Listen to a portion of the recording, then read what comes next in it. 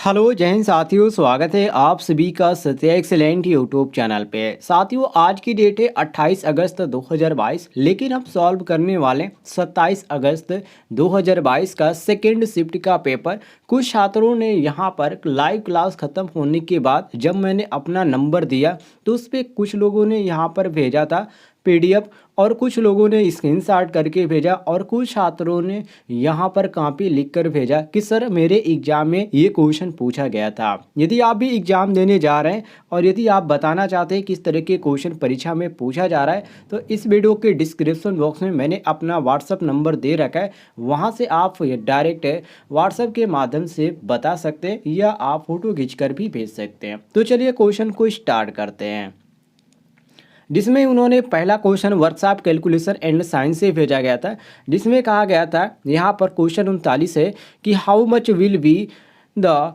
Weight of a body which will be moved by a horizontal force of 50 kg against a frictional resistance of 0.25। इसमें ज्ञात करने के लिए कह रहा है। इसमें क्या कह रहा है साथियों, सबसे पहले इसको आप समझ लीजिए। इसमें कह रहा है कि एक पिंड का वजन कितना होगा यदि 0.25 के घर्षण प्रतिरोध के खिलाफ 50 किलो के क्षैतिज बल द्वारा स्थानांतरित किया जाएगा। तो देखिए यदि आप इसको ज्ञात करेंगे तो इसका जो सही आंसर आएगा वो आपका ऑप्शन नंबर भी आएगा 200 केजी इसका सही आंसर आएगा। सभी लोग मिला लीजिएगा और 200 यहाँ पर केजी जितने भी छात्र मारे होंगे उनका करेक्ट आंसर हो जाता है। आगे देखिए अगले क्वेश्चन को, जिसमें अगला क्वेश्चन यहाँ पर पूछा जा रहा है कि इसमें क्वेश्चन कहा जा रहा है कि what is the centre of gravity of the square. कहने का मतलब यहाँ पर यह है कि वर्ग का गुरुत्व केंद्र क्या है, इसमें आपको बताना है। जैसे कि मैं इसको थोड़ा सा जूम कर देता हूँ, ध्यान से देख लीजिएगा।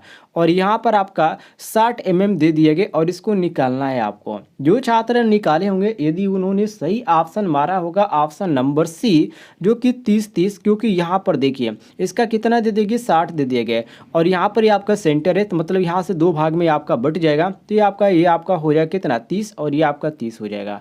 तो ये आपका हो जाएगा ऑप्शन नंबर सी, बिल्कुल करेक्ट आंसर। सी ऑप्शन आपका सही हो जाता है। अगले क्वेश्चन को देखिए, जिसमें अगला क्वेश्चन इसमें पूछा गया था what is the formula for area of the semi circle. ये भी आपका मोस्ट इंपॉर्टेंट क्वेश्चन है। देखिए इसमें कहा जा रहा है कि जो यहाँ पर सेमी सर्किल है, पहले इसका मतलब समझ लीजिए। इसमें ये पूछा जा रहा है कि अर्धवृत्त के क्षेत्रफल का सूत्र क्या है। अर्धवृत्त के क्षेत्रफल का सूत्र क्या होता है, सभी को मालूम है साथियों। अर्धवृत्त का जो सूत्र होता है पाई d²/2 होता है। और इसमें जो आपका दिया गया ऑप्शन नंबर डी दिया गया, यहाँ पर आपका हो जाता है ऑप्शन नंबर डी। हमारा क्वेश्चन के अनुसार बिल्कुल करेक्ट आंसर हो जाएगा। आगे बढ़ते हैं अगले क्वेश्चन पे, जिसमें अगला क्वेश्चन इसमें पूछा गया था कि what is the length of ARC of the sector whose radius. जो रेडियस है इसके यहाँ पर पूछ रहे हैं कि रेडियस इज 15 सेंटीमीटर। जो इसका रेडियस दिया गया वो 15 सेंटीमीटर एंड द जो इंटर्ड दिया गया एंगल, वो जो कोण दिया गया वो 30 अंश दिया गया है। कहने का मतलब यहाँ पर क्वेश्चन में ये कहा जा रहा है कि उस त्रिज्या खंड के चाप की लंबाई क्या है जिसकी त्रिज्या 15 सेंटीमीटर और अभिष्ट कोण 30 अंश है। तो देखिए इसको जब आप ज्ञात करेंगे तो इसका जो सही आंसर आएगा वो आपका 7.85 सेंटीमीटर आएगा। और जो छात्र ऑप्शन नंबर ए मारे होंगे उनका बिल्कुल करेक्ट आंसर हो जाता है। ये क्वेश्चन हिंदी और इंग्लिश दोनों में आया था, लेकिन जो छात्र ने यहाँ पर भेजा वो केवल यहाँ पर नेमी के जो पीडीएफ है उसके अंतर्गत स्क्रीनशॉट करके भेज दिए। चलिए आगे देखिए अगले क्वेश्चन को, जिसमें अगला क्वेश्चन पूछा गया था कि what is the multiplication value of, जो कि 5a के यहाँ पर स्क्वायर दिया गया और b दिया गया है, गुणे आपका दिया गया 8a के 5 घात और b पे आपका q दिया गया। इसको सॉल्व करने के लिए कह रहा है। देखिए क्वेश्चन को आप समझ लीजिए।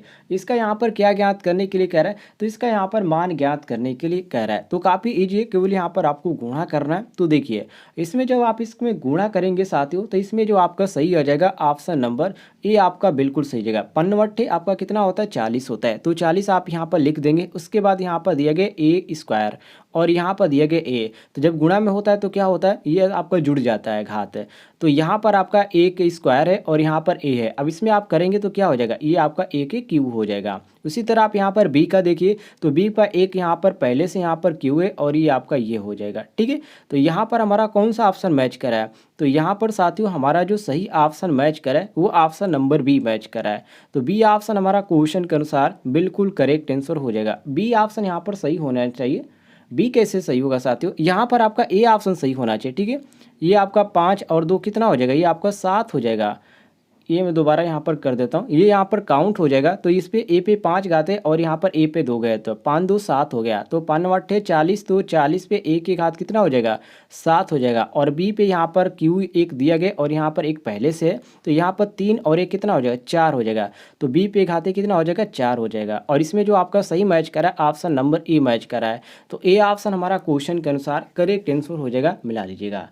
चलिए आगे देखते हैं अगले क्वेश्चन को, जिसमें अगला क्वेश्चन इसमें पूछा गया था कि what force will be required to punch a hole of 10 mm die in a 1 mm thick plant in if the allowable shear stress in 50 newton और प्रति एमएम में दिया गया, जो कि इसमें आपका पाई का मान पहले से ही दे दिया गया है। अब इसको देखिए, इसमें आपसे क्या पूछा जा रहा है इसको समझ लीजिए। इसमें ये कहा जा रहा है कि यदि अनुमत अपरूपण प्रतिबल यदि 50 न्यूटन प्रति एमएम स्क्वायर है तो 1 mm मोटी प्लेट में 10 mm व्यास के छेद का छिद्र ज्ञात करने के लिए किस बल की आवश्यकता होगी? देखिए, और इसमें आपका पाई का मान पहले से दे दिया गया, इसको आप ध्यान रखिएगा। और इसमें जो छात्र मारे होंगे ऑप्शन नंबर सी अर्थात 1571.4 जो छात्रों का आंसर आया होगा ये न्यूटन में आएगा, इसको भी ध्यान रखिएगा। तो इनका यहाँ पर सही हो जाता है option number C correct answer. आगे बढ़ते हैं अगले क्वेश्चन पे, जो कि अगला क्वेश्चन साथियों यहाँ पर पूछा गया था। ये भी आपका वेरी वेरी इंपॉर्टेंट क्वेश्चन है। इसमें पूछा जा रहा है कि कौन सा उपकरण मापे हुए या परिचित मात्रा का एक दृश्य प्रतिनिधित्व प्रदान करता है? वोल्टेज स्टेबलाइजर या फलनजनक या कैथोड रे ऑसिलोस्कोप या रेडियो फ्रीक्वेंसी जनरेटर? तो साथियों यहाँ पर सही हो जाता है आपका ऑप्शन नंबर सी, जिसको कैथोड रे ऑसिलोस्कोप के नाम से जाना जाता है। सी ऑप्शन आपका करेक्ट आंसर हो जाएगा।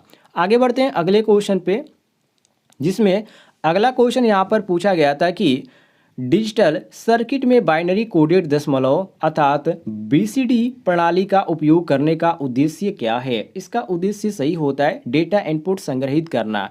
और ऑप्शन में आपका ए ऑप्शन बिल्कुल मैच कर रहा है। ए ऑप्शन आपका क्वेश्चन के अनुसार करेक्ट आंसर हो जाएगा। आगे देखिए अगले क्वेश्चन को, जिसमें अगला क्वेश्चन यहाँ पर पूछा जा रहा है कि कंडक्टर सेमीकंडक्टर और इंसुलेटर के रूप में एक सामग्री तय करने के लिए मापदंड क्या है? इसका मतलब कि यहाँ पर ज्ञात करने का एक सही तरीका क्या होता है? तो देखिए, परमाणु में वैलेंस इलेक्ट्रॉनों का अस्तित्व के अनुसार इसको हम आसानी से क्या कर सकते हैं? ज्ञात कर सकते हैं। ये इसका मापदंड के अंतर्गत आता है। और इसमें आपका सही आपका ऑप्शन जो मैच कर रहा है वो ऑप्शन नंबर बी मैच कर रहा है। बी ऑप्शन हमारा करेक्ट आंसर हो जाएगा। आगे देखिए अगला क्वेश्चन जो पूछा गया था, दोलक सर्किट में दोलनों या तरंगों को बनाए रखने के लिए कौन सा सर्किट आवश्यक है? तो इसमें आपका सही हो जाता है डी, क्योंकि इसमें सकारात्मक फीडबैक ये बिल्कुल आवश्यक होता है। ऑप्शन नंबर डी हमारा क्वेश्चन के अनुसार करेक्ट आंसर हो जाएगा। आगे बढ़ते हैं अगले क्वेश्चन पे, जिसमें अगला क्वेश्चन साथियों पूछा जा रहा है कि रिक्तीकरण क्षेत्र कैसे व्यवहार करता है? ए ऑप्शन प्रतिरोधक के रूप में, बी ऑप्शन कुचालक के रूप में, सी ऑप्शन सुचालक के रूप में और डी ऑप्शन है अर्धचालक के रूप में। तो साथियों जो छात्र हमारे होंगे ऑप्शन नंबर बी कुचालक क्षेत्र के रूप में, उनका यहाँ पर बी ऑप्शन बिल्कुल करेक्ट आंसर हो जाएगा। आगे बढ़ते हैं अगले क्वेश्चन पे, जिसमें अगला क्वेश्चन पूछा गया था कि तारों को गुच्छा करने के लिए कौन से केबल बंधों का उपयोग किया जाता है? रेशम बंध या पीवीसी बंध या नायलॉन बंध या सूती बंध? तो साथियों इसमें जो उपयोग किया जाता है वो नायलॉन बंध का किया जाता है। ऑप्शन नंबर सी हमारा करेक्ट आंसर हो जाता है। आगे देखिए अगले क्वेश्चन को, जिसमें पूछा जा रहा है कि किस प्रकार का उपकरण मोटर्स को एक पैनल बोर्ड में हीटिंग और ओवरलोडिंग से बचाता है? दृष्टिकारी या लिमिट स्विच या थर्मल रिले या इलेक्ट्रोमैकेनिकल रिले? तो साथियों यहाँ पर आपका सही होता है ऑप्शन नंबर सी, जिसको थर्मल रिले के नाम से जाना जाता है। आगे देखिए अगले क्वेश्चन को, जिसमें अगला क्वेश्चन पूछा गया था कि कौन सा डिवाइस पैनल बोर्ड में पट्टियों और गुथे हुए केबलों से चमक आने से रोकता है? तो साथियों इसमें होता है जिसको बोला जाता है लक्स और thimbles. Option number C correct answer होता है। आगे देखिए अगले क्वेश्चन को, जिसमें अगला क्वेश्चन पूछा गया था कि डायनामिक्स और ट्रांजिस्टर के अनुसार ड्राइव का वर्गीकरण कैसे या कौन सा है। A option short time duty drive या सविराम यहाँ पर ड्यूटी ड्राइव या स्वचालित नियंत्रण ड्राइव। तो देखिए इसमें आपका सही हो जाता है ऑप्शन नंबर बी ऑप्शन आपका करेक्ट आंसर हो जाता है। आगे देखिए अगले क्वेश्चन को, जिसमें अगला क्वेश्चन पूछा जा रहा है कि एसी ड्राइव का मुख्य उपयोग क्या है। इसका मुख्य उपयोग होता है साथियों मोटरों में नियंत्रण रहित गति। ऑप्शन नंबर सी आपका करेक्ट आंसर हो जाता है। आगे देखिए अगले क्वेश्चन को, जिसमें अगला क्वेश्चन कहा जा रहा है कि यदि आईएसआई के अनुसार घोषित वोल्टेज 240 वोल्ट तो न्यूनतम अनुमत एकल चरण कार्यशील वोल्टेज क्या है। देखिए इसमें आपका सही हो जाता है ऑप्शन नंबर बी ऑप्शन आपका सही हो जाता है 228 वोल्ट। बी ऑप्शन आपका सही हो जाता है। आगे देखिए अगले क्वेश्चन को, जिसमें अगला क्वेश्चन कहा जा रहा है कि यूपीएस में कौन सा हिस्सा इनपुट वोल्टेज की विफलता के मामले में निरंतर आउटपुट वोल्टेज की आपूर्ति करता है। तो देखिए इसमें आपका एक ही करता है, जिसको बैटरी यूनिट के नाम से जाना जाता है। ए ऑप्शन आपका करेक्ट आंसर हो जाता है। अगला क्वेश्चन इसमें पूछा जा रहा है कि यहाँ पर देखिए कहा जा रहा है कि स्टीम पावर प्लांट के किस घटक का उपयोग फ्लू गैस से फीड पानी को गर्म करने के लिए किया जाता है। बॉयलर का या इकोनोमाइजर का या सुपर हीटर का या एयर प्री हीटर का। तो साथियों इसमें किया जाता है इकोनोमाइजर का। ऑप्शन नंबर बी आपका बिल्कुल करेक्ट आंसर हो जाता है। अगला क्वेश्चन इसमें पूछा गया था लाइन इंसुलेटर का नाम क्या है। ये जो सामने आपका यहाँ पर फिगर बनाया गया है ये किस इंसुलेटर का है ये पूछा गया था। तो इसको बोला जाता है निलवन प्रकार का इंसुलेटर। एक और इंसुलेटर आपका है जिसको आपका अलग से यहाँ पर नाम उसका है, उसको मैं आपको दिखा के बता दूंगा। ऑप्शन नंबर डी यहाँ पर क्वेश्चन के अनुसार करेक्ट आंसर हो जाता है।